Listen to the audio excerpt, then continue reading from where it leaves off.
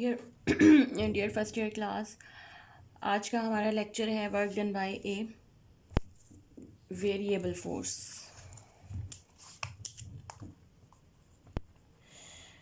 Okay class, इससे पहले हमने चैप्टर नंबर 4 शुरू किया था और एक हमने इसका टॉपिक किया था जिसमें work done by a constant force हमने कर लिया था।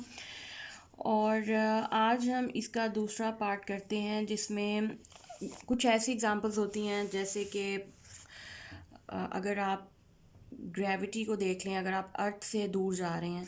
अब ग्रेविटी आपको पता है कि इन्वर्स स्क्वायर लॉ को फॉलो करती है। जैसे जैसे आप ज़मीन के सेंटर से दूर जाते जाएंगे ग्रेविटी की फ़ोर्स जो है वो चेंज होती जाएगी। अब ऐसी सिचुएशन जिसमें फ़ोर्स चेंज होती है, मतलब कि आप सेंटर ऑफ अर्थ से दूर जाते जाएं, ग्रेविटी की फ़ोर्स जो है वो चेंज होती जाएगी। वो डिपेंड करती है कि सेंटर से आप कितना दूर हैं कितना पास हैं इस चीज़ के ऊपर। तो ऐसी सूरतों में हम वर्क डन कैसे कैलकुलेट करेंगे जिसमें जो फोर्स लग रही है वो कांस्टेंट ना हो बल्कि वेरिएबल हो और वो चेंज हो रही हो। इसी तरह स्प्रिंग की फ़ोर्स होती है, आप जैसे जैसे स्प्रिंग को स्ट्रेच करते जाते हैं स्प्रिंग फोर्स भी चेंज होती जाती है, बढ़ती जाती है। तो वो भी कोई कांस्टेंट फोर्स नहीं होती और आप उसको कांस्टेंट फार्मूला के थ्रू फाइंड नहीं कर सकते क्योंकि वो फोर्स कंटिन्यूसली चेंज हो रही होती है। तो ऐसी सूरतों में हम क्या करते हैं, इसके लिए हम एक और छोटा सा प्रोसीजर करते हैं। हम क्या करते हैं कि हमारा जो पाथ है जिसके थ्रू हम मूव हुए हैं, फॉर एग्ज़ाम्पल ये हमारा पाथ है, दो पॉइंट्स के थ्रू हम मूव हुए हैं A and B, these are two points. हम पॉइंट ए से पॉइंट बी की तरफ गए हैं और अलोंग ये ऐसा पाथ है जिसके अलोंग फोर्स जो है वो कंटिन्यूसली चेंज हो रही है। ठीक है, इस पाथ के अलोंग फोर्स कंटिन्यूसली चेंज हो रही है या वेरिएबल फोर्स है। अब हमने ये बताना है कि पाथ ए से बी तक डिस्प्लेस होते हुए हमने कितना वर्क तय किया और हम उसको कैसे फाइंड करेंगे। अच्छा क्लास, मैंने अभी जैसे आपको बताया कि एक वेरिएबल फोर्स है, कांस्टेंट तो है नहीं। हम क्या करेंगे, इस पाथ को हम छोटे छोटे इंटरवल्स में डिवाइड कर लेंगे। आप ये देखिए कि इंटरवल जितना ज़्यादा शॉर्ट लेंथ का होगा उतना ही ज़्यादा आपका एक्यूरेट रिज़ल्ट आएगा। हमने ये क्यों किया कि मैं छोटे छोटे इंटरवल्स में हमने इसलिए इस पाथ को डिवाइड किया कि अब हर इंटरवल के दौरान, ये इंटरवल इतना छोटा है कि ओवरऑल फोर्स तो वेरिएबल है लेकिन इस इंटरवल के दरमियान फोर्स जो है वो चेंज नहीं हो रही बल्कि उसको हम एज ए कांस्टेंट क्वांटिटी, एक इंटरवल की फ़ोर्स अपने ही इंटरवल में कांस्टेंट फोर्स की तरह बिहेव करेगी। अगले इंटरवल में फॉर एग्जांपल यहाँ पे जो फोर्स लग रही है पहले इंटरवल में दैट इज़ F1 और कौन से एंगल पे वो अमल कर रही है, θ1 पे। सिमिलरली अगले इंटरवल में कौन सी फोर्स है, F2, किस एंगल पे है, θ2। और सिमिलरली ये चलते ही जाएंगे फोर्सेस। अब हर फोर्स देखें F1 F2 एक दूसरे से मुख्तलिफ हैं लेकिन during the interval this force is constant, ये फोर्स चेंज नहीं होती। अब हम क्या करेंगे कि हर इंटरवल का वर्क कैलकुलेट करेंगे। For example for first interval delta W1 किसके बराबर आ जाएगा, according to the formula F1 dot delta D1। ये फार्मूला हमने कल कैलकुलेट किया था और इसमें हमने अब फर्स्ट इंटरवल का डिस्प्लेसमेंट और फर्स्ट इंटरवल की फोर्स पुट कर दी है और ये हमारे पास आ जाएगा F1 cos θ1 delta D1। Similarly for second interval delta W2 F2 dot delta D2, दोनों वेक्टर्स हैं, F2 cos θ2 डेल्टा D2। और इसी तरह से आप कैलकुलेट करते जाएंगे, आपके पास यहाँ पर nth इंटरवल का वर्क आ जाएगा Fn डॉट डेल्टा Dn, ये आपके पास आ जाएगा Fn cos θn delta Dn। अब हर स्मॉल इंटरवल का वर्क आपने अलग अलग से कैलकुलेट कर लिया है। अब फाइनल वर्क या टोटल वर्क के लिए आप क्या करेंगे, total two calculate the total work which is used to displace an object from A to B will be equal to W total and can be written as I equals to 1 up to n Fi cos theta I delta DI। Okay अब ये ith interval है और ith कहाँ से कहाँ तक है, I is equal to 1 to n तक सब पूरे इंटरवल्स का वर्क या टोटल वर्क हमने कैलकुलेट कर लिया। इसको हम इक्वेशन नंबर 4.2 कह देते हैं जो कि आपकी बुक में लिखा हुआ है। अच्छा, ये हमने ये रिज़ल्ट फाइंड किया है, इसी रिज़ल्ट को हम बाय ग्राफिकल मेथड भी फाइंड कर सकते हैं। जैसे कल भी हमने फोर्स का फार्मूला, एक तो हमने जनरल मैथमेटिक्स फार्मूला कैलकुलेट किया था, और उसके अलावा हमने ग्राफिकल मेथड से भी सॉल्यूशन या फार्मूला ड्राइव किया था फोर्स का। आज हम देखते हैं कि अगर आपके पास फोर्स वेरिएबल है तो ग्राफिकली हम कैसे वर्क कैलकुलेट कर सकते हैं। इसके लिए आप देखिए कि ये मेरे पास वही कर्व आएगी कि ये ग्राफिकल एक्सिस प्लॉट करूँगी, एक्स एक्सिस हैं, वाई एक्सिस हैं, और एक्स एक्सिस के अलॉन्ग डिस्प्लेसमेंट होगा, वाई एक्सिस के अलॉन्ग जो क्वांटिटी होगी वो एफ कॉस थीटा होगी। और सिमिलरली फोर्स वेरिएबल है और हम एक पॉइंट, फॉर एग्ज़ाम्पल ये अगर इनिशियल पॉइंट है और ये फाइनल पॉइंट है, तो हम इनिशियल से फाइनल पॉइंट तक डिस्प्लेस हुए हैं और कितना डिस्टेंस कवर किया है उसको मैं डिस्टेंस कितना कवर किया है, फॉर एग्ज़ाम्पल इनिशियल पॉइंट ये ए पॉइंट है और ये फाइनल पॉइंट बी पॉइंट है, तो ए से बी तक हम डिस्प्लेस हुए हैं।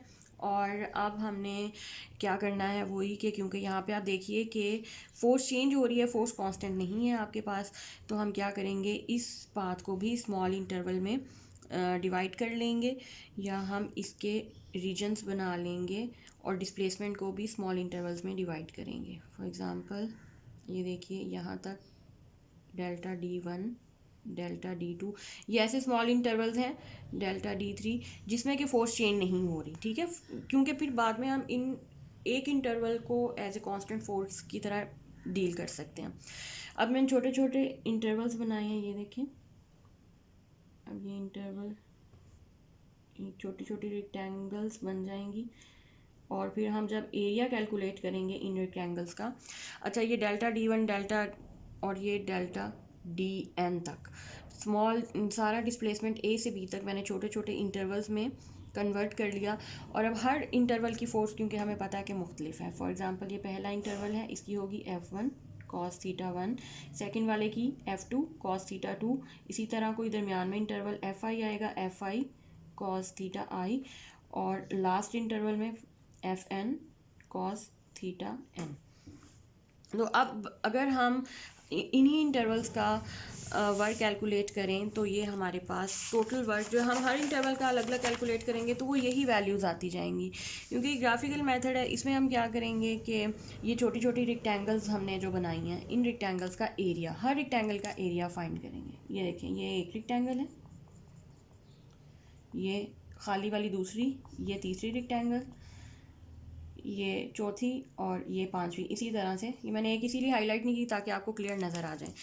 ये रेक्टेंगल्स हैं और हर एक का एरिया, अगर आप ऊपर देखिए जो हमने वर्क कैलकुलेट किया W1 2 3, तो हर रेक्टेंगल का वर्क जो है ऊपर मैंने कैलकुलेट भी किया हुआ है, यही आएगा।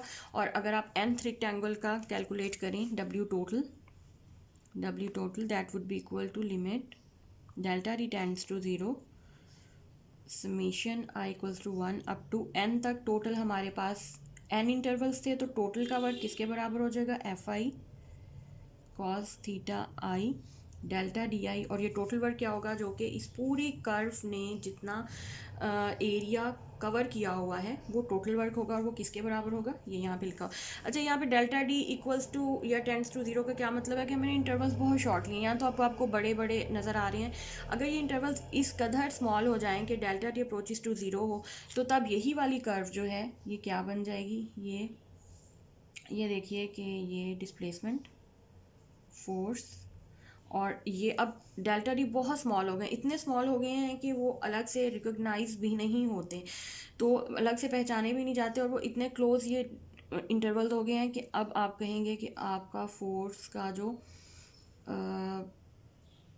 कर्व है और ये उस फोर्स और डिस्प्लेसमेंट कर्व, इसके अंदर से आप अलग अलग डेल्टा D, मतलब ये देखें बहुत छोटे, अब ये तो फिर भी रिकॉग्नाइज हो रहे हैं, इतने छोटे हो गए कि वो अलग से रिकॉग्नाइज ही नहीं हो सकते।